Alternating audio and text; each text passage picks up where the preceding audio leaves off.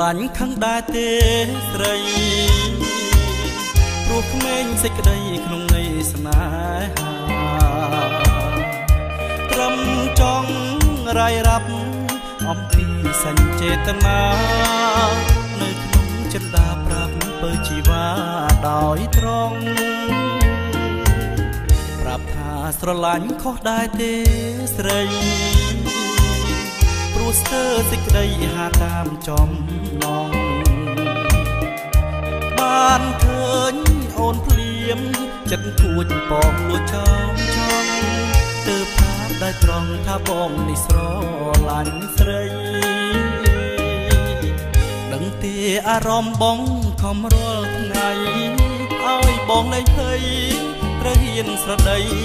ពាក្យពិតពីបាក់ទ្រាំណាស់បើបងលាក់ទុកក្នុងចិត្តពុំលាយការពិតប្រាប់វមិតនៅថ្ងៃនេះប្រាប់ថាស្រឡាញ់ខឹងដែរទេស្រីព្រោះខ្លាចយល់ន័យមិនបានត្រេះរិះខ្លាចអូនចោតបងថាប្រុសបែបប្រុសសំគិញតែប្រុសម្នាក់នឹងស្នេហ៍អូនស្មោះត្រង់ពិតមែន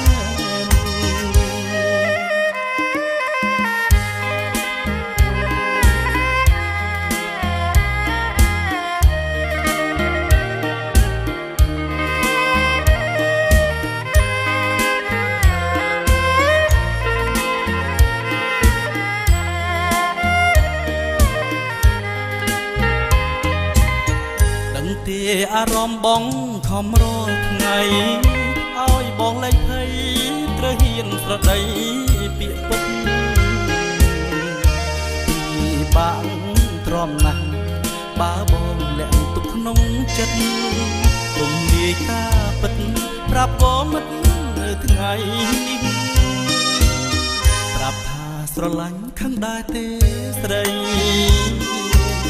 ព្រោះខ្លាចយល់ន័យមិនបានត្រេះរិះ